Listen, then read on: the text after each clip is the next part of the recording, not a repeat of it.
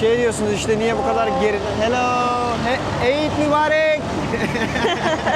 Eski Ramazanları arayanlar Endonezya'ya gelsin. Aynen öyle. Hello, selamun aleyküm. Çok kalabalık değil mi? Aşırı kalabalık. Biz onları izliyoruz, onlar bizi izliyor. When did you become Muslims? Maybe we can start. Oh, Sonrasında araştırıp Müslüman oluyor. Daha da ilginç kısmı, what about food? Indonesia, they don't accept two nationality. Or He no, has two passports. Yeah, welcome brother, kardeş. Herkese yeni bir bölümden Merhabalar. geçmiş Ramazan bayramınız mübarek olsun. Bizim bugün bayram. Biz de burada her ne kadar Türkiye'den uzakta da olsak kendimize tatlı böyle küçük, bayağı büyük Bir aslında. aile edindik, evet. Çok kalabalıklar. Şimdi biz de onların yanına gidip Ramazan bayramını kutlayacağız.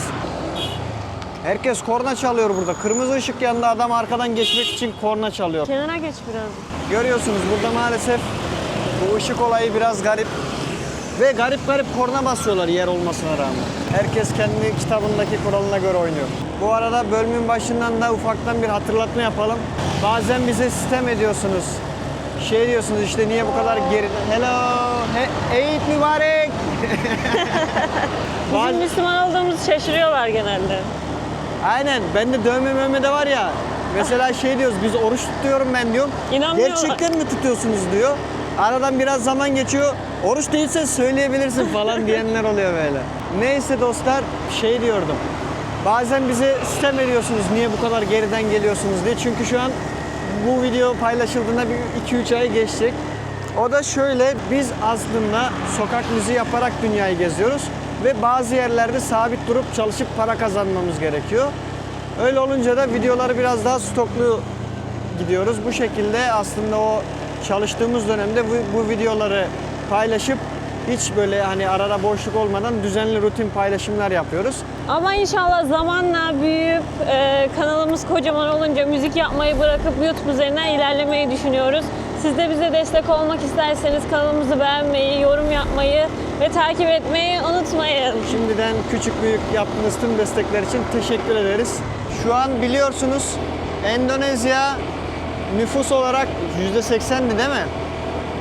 Evet. O yüzden böyle Ramazan'ı dolu dolu yaşadık. Çok güzel geçti ya. Şimdiye kadar böyle Ramazan'ı iliklerime kadar hissettiğim ilk yıl olabilir benim. Hani hep Türkiye'de diyoruz ya nerede o eski Ramazanlar? Bu yıl gerçekten yani çok daha fazlasını yaşadık.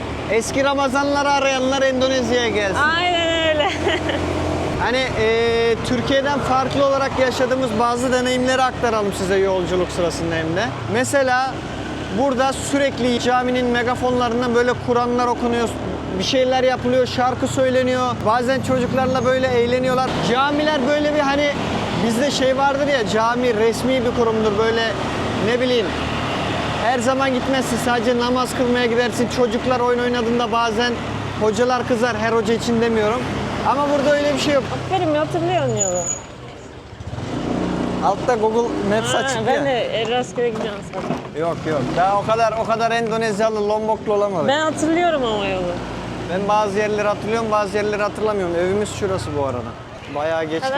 Hello, selamun aleyküm.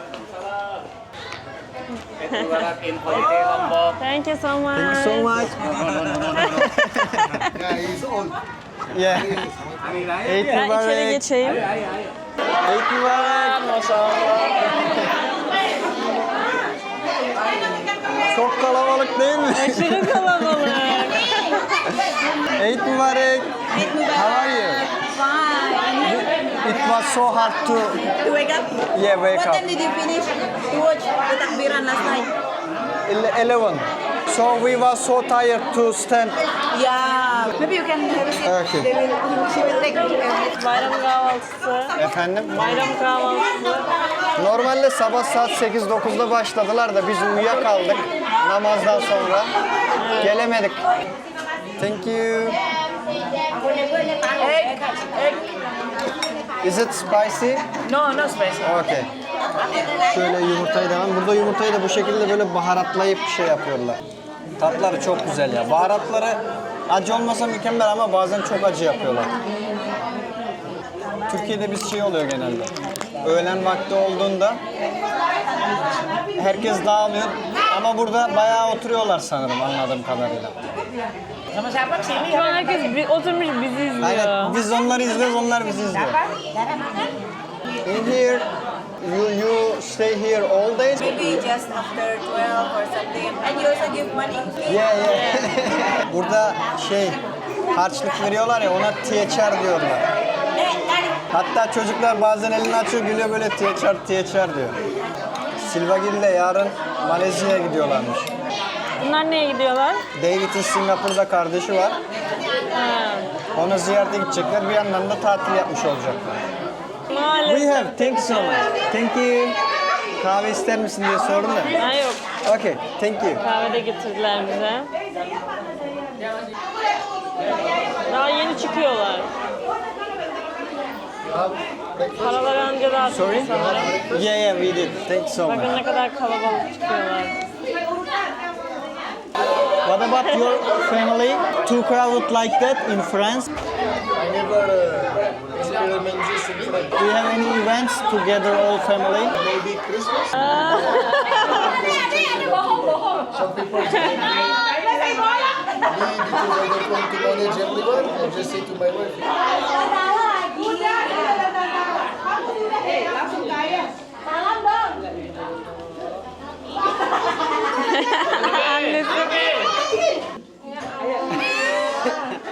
Çocuk o kadar gönülsüz alıyor ki böyle. Zorla alan ilk çocuk. Evet, herkes zengin. Ben hariç. Bayramların kötü yanı, büyüyünce böyle bakıyorsun, izliyorsun sadece dışarıdan. Para alamıyorum maalesef.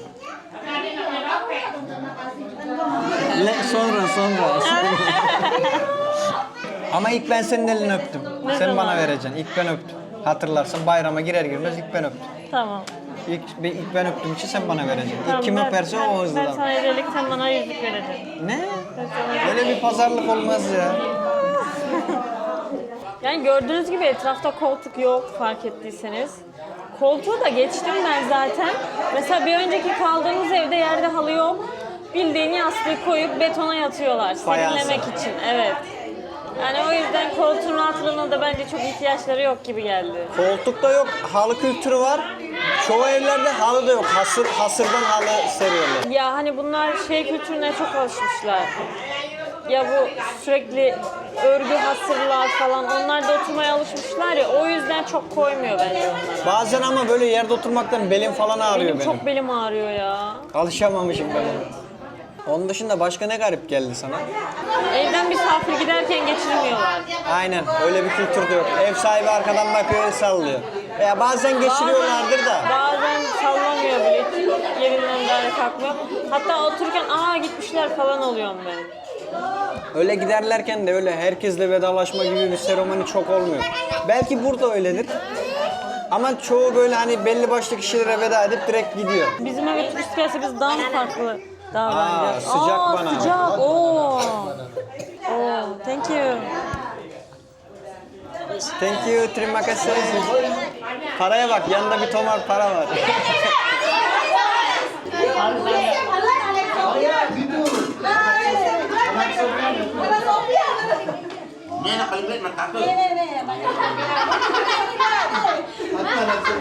Şimdi masaya büyükler oturdu Vesile. Şimdi büyükler harçlık zamanı. Büyüklere daha çok veriyor.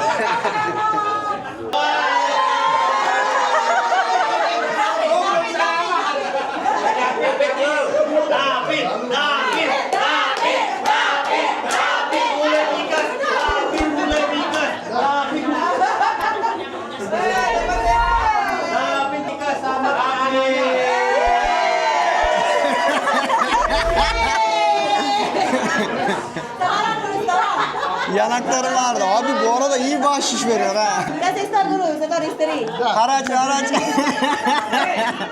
Bunlar alışmışlar. Bu yüzden çocuklar bizden geliyor da bana para ver diye istiyorlar. Demek bu yüzden istiyorlar. Şakayla karışık istiyor Aynen. herkes birbirinden.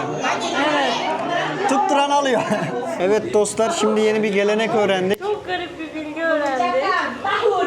Biz sorduk ki hani ikinci gün nasıl oluyor, bu şekilde kalabalık mı oluyor diye sorduk. Onlar da dediler ki And they are also doing fasting tomorrow, right? Yeah, for 6 days. Some people. 6 days of Some people. 6 gün It's not sonra wajib. sünnet, okey. Ramazan'dan sonraki 6 günde oruç tutarsan sanki tüm yıl oruç tutmuşsun gibi sevap kazanıyormuşsun dediklerine göre. İlk kez öğreniyorum bunu. Yeah. Güzel ödül diyor. 6 gün tutuyorum, bir yıl tutmuş gibi oluyor diyor. Bunları kim hesaplıyor? Herkesin tuttuğu kendine, Allah tuttuklarını, ibadetlerini kabul etsin. 1000 midir, 1 midir bilmiyorum ama ibadet ibadettir diyelim. Noktalayalım burada. Are you ready? Inshallah, ready. Evet dostlar, şimdi David'le, I say David, is it, I guess okay. It's my name, it's okay. Şimdi David'le biraz konuşmak istiyoruz çünkü David bundan 7 yıl önce you came here for like holiday or visiting? The first time, Yes. I come in 2018 for holidays. And after that you become like local here anymore. Because I met my wife in this period, and then I come back many times, and now it's already long journey. Bayağı uzun macera dolu bir süreç yaşadılar ve şu an çocukları var, Allah bağışlasın, ve çok tatlı bir evlilikleri var. Şimdi David'e birkaç soru sormak istiyorum hazır bayramda yakalamışken. Daha öncesinde de biz konuştuk ama bazı soruları tekrarlamak istiyorum. Bu arada David önceden Müslüman da değildi. When did you become Muslims? Maybe we can start. Oh, At the beginning. 2014. Ve kendi kendini araştırıp oluyor. Arkadaşları varmış Fransa'da. Onların vesilesiyle birazdan Müslüman arkadaş ortamında takılınca ilgi, merak salıyor Müslümanlığa ve sonrasında araştırıp Müslüman oluyor. Daha da ilginç kısmı, Müslüman olduktan sonra şey yapmak istiyor. Hani dini daha iyi öğrenmek için böyle bir hocadan ders almak istiyor ve Konyalı bir Hanefi hocayı bulup ondan ders alıyor. O yüzden Konya'ya hakim. Öyle başlıyor. Ardından da burada Silva ile tanışıp evleniyorlar. So for now I want to ask some question about Indonesia. How did you find to Indonesia? What was the most different things to you from your country? Too many things. The weather, about the nature, about the people too. The people are more welcoming here than in my country. And yeah, it's Muslim land, so feel very good here. And what was the most shocked part to you? What was that? For example, for me now, the toilet culture is different here.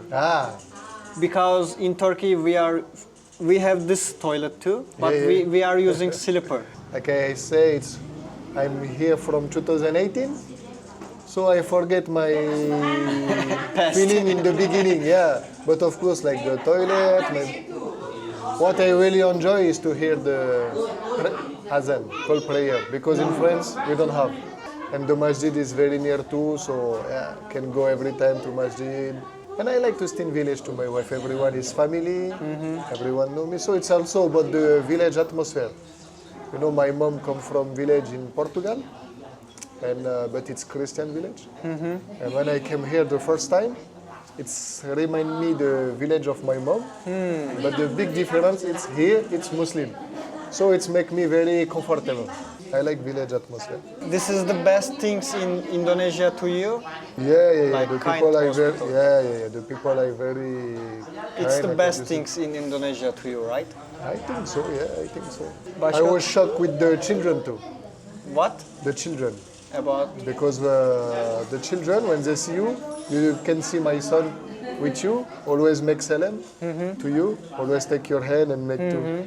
And my country is not like this. Too many children, first, they don't say hi.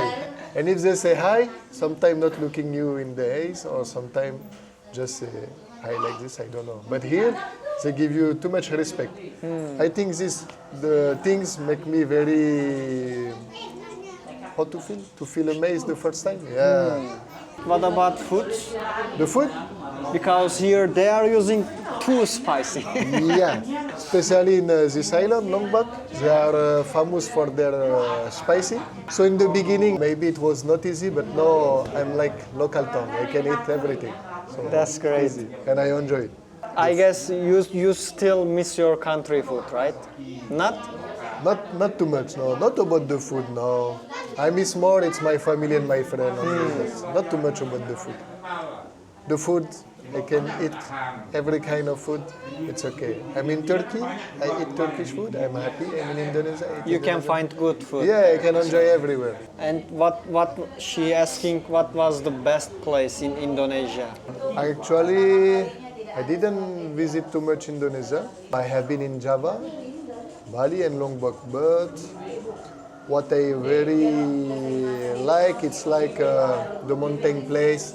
When the weather is little bit cool. Sembalun in here. Sembalun yeah, was so I like good. atmosphere like this. Little Me bit too. more, yeah. I guess it's affect me best Yeah, for the Sembalun. mountain atmosphere. It's what I prefer. Yeah. Çok ilginç bir bilgi öğrendim. Bunu söyleyeyim bir de size. I want to ask about residence. If you want, can you take residence here? I have like Indonesian ID card and visa like husband visa. So I'm already able to work here and to living here. But about the passport, I don't know because Indonesia they don't accept two nationality. So I don't think I can make a process to get Indonesian passport. And to be honest, French passport is stronger. So Yeah. there is no very interest for me. If I can come with my husband visa, it's enough. Yeah, but the residency actually, I don't know too much. We make everything in name of my wife, not in my name. So I don't know as a stranger. I don't really know, but I don't want to say something wrong. I don't know too much about the property for foreigner. So the point is you can come with like husband ID. Yeah. So you don't need to take visa and you can use your friend passport. I have visa, like husband visa. Is The it hard to take or easy? I guess easy, right? husband visa? Yes. Not too hard actually. I have like interview with the immigration before, and it was easy actually. I get my visa very easy. And what about children? Your children can take two passport or not? Until 18 years old. He For have, now, for he now, has two passports. Yeah. But when he will be 18 years old, if the law doesn't change in Indonesia, he will have to make a choice. Your children give decided. Yeah. Hopefully the law will change. And what about if he want to take French passport? How is it stay here? It's like same like husband ID or something like I that. don't know too much about this. About this, I'm not sure. Yeah. Maybe he will marry the local Indonesian and then get a visa husband. too. That's good I point. don't know. I don't know. Şey diyor, belki çocuğum Fransa pasaportu alır, sonrasında Endonezyalı bir eş bulur ve öyle burada eş vizesiyle kalır diyor. I guess for now that's all. Thank you so much for Yeah, you're interview. welcome, brother. Kardeş. Thank you so much for everything. Evet dostlar, an itibariyle yedik, içtik, bayramımızı da kutladık ve bölümümüzün burada sonuna geldik. Evet. Bir sonraki bölümde Görüşürüz.